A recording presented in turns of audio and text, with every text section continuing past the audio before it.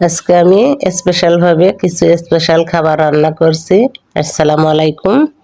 আজকে আমার মেয়ে জামাই এসেছে, চলে যাবে, ঢাকাতে থাকে ওরা, তাই কিছু আয়োজন করেছি ভালো মন্দ।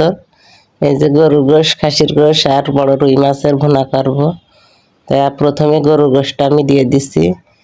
শুক্রবারের দিন দেরি হয়ে যাবে, তাই আমি সকাল সকালে গুছিয়ে নিয়েছি। ভিজা গোশতটা ছড়বে, তো ফ্রিজে ছিল, ডিপে ফ্রিজে, এই কারণে আমার সময়টা একটু বেশি লাগবে। এই কারণে প্রেশার কুকারে সব কিছু বাটা মশলা দিয়ে মাখিয়ে দিচ্ছি। কিন্তু প্রেশার কুকারে আমি একটু মশলাটা দিয়ে ভুনা ভুনা করে ভাজিয়ে নেব।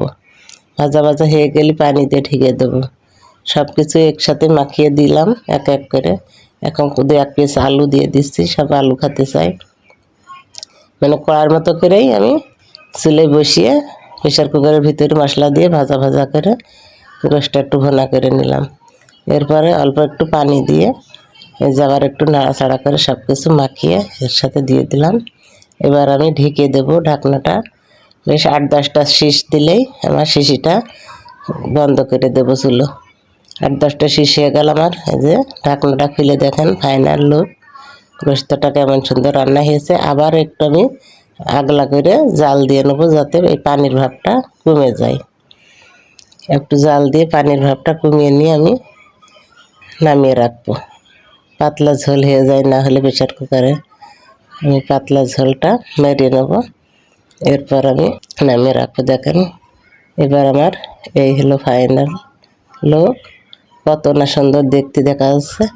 এবার আমি এই ধারে দিয়েছি, প্রেশার কুকারে একটু ডাল বসিয়ে দিয়েছিলাম, মসুরির ডাল দিয়ে দেখেন তেলের পরে দিয়ে আমি এটাও নামিয়ে নেব।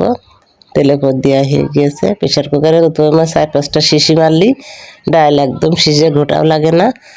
যে ডালটা আমার হয়ে গিয়েছে, এখন তেলের পর দিয়ে নাড়াচাড়া করে এখন নামিয়ে নেব। আর বড় রুই মাছ একটা আমার ছেলে শ্বশুর বাড়ি থেকে পাঠাইছিল, সেই রুই মাছটা কেটে নিয়েছি, কয়েক পিস রেখে দিলাম। আর এই যে আস্তে ধরে দেখানো হয়নি, আমার কাজে ব্যস্ততা থাকার কারণে এখন এই মাছগুলো আমি হলুদ লবণ মাখিয়ে যে সুন্দর করে ভেজে নিচ্ছি।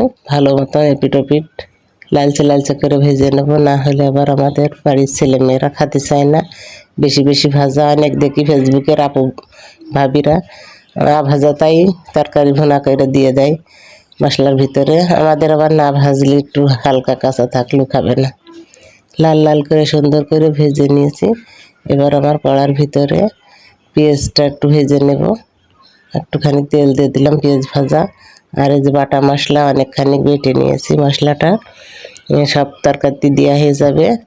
এদিকে আবার খাসির মাংস রান্না করবো, তাই এক বাটি করে সব কিছু বেটে রেখেছি, অল্প অল্প করে সব কিছু তরকারির ভিতরে দিয়ে দিচ্ছি। এও বেশটার পাকে হয়ে যাবে, বড় মাছ যেহেতু রান্না। কালারটা সুন্দর হবে, শুকনো ঝালের তরকারি দেখতে একটা সুন্দর লাগে আলাদা। বাটা মশলা সবই আমি দিয়ে দিয়েছি পেঁয়াজ ভাজার ভিতরে, দিয়ে সামান্য একটু পানি দিয়ে নাড়াচাড়া করে এখন মাছের মাথাটা একটু দিয়ে একটু জাল দিয়ে নিয়ে আবার ভাজা মাছগুলো ভুনার তরকারির ভিতরে আমি ঢেলে দিলাম। সুন্দর করে ভাজেছি, বেশি জাল লাগবে না, অল্প একটু জাল দিয়ে আমি এখন নামিয়ে নেব। মাছ রান্নাটাও হয়ে গেল। এখন গামলায় বেড়ে রেখে এবার আমি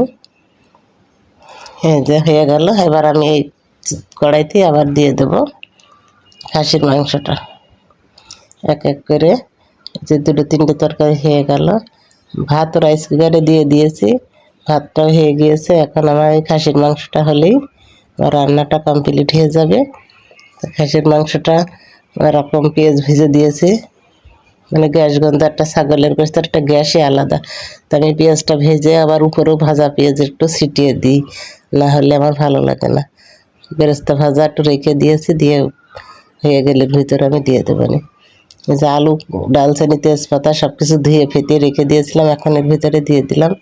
একটু নাড়াচাড়া করে বেশ খানিকটা পানি দিয়ে দিলাম। এখন কষানো সিদ্ধ হতে থাক। এই যে সিদ্ধ হতে আছে, একবার উঠাইয়ে ঢাকনা উঠাই আমি একবার নাড়াচাড়া করে দিচ্ছি, যাতে মশলাটা পিঠে পিঠে আবারও লাগে। এবার আমি এই যে কষানো পানি, ঝোলের পানি এবার একটু দিয়ে দিলাম। আমার গোশতটা এটাও হয়ে গেল, খাসির গোশতের ফাইনাল লুক। আল্লাহ হাফেজ।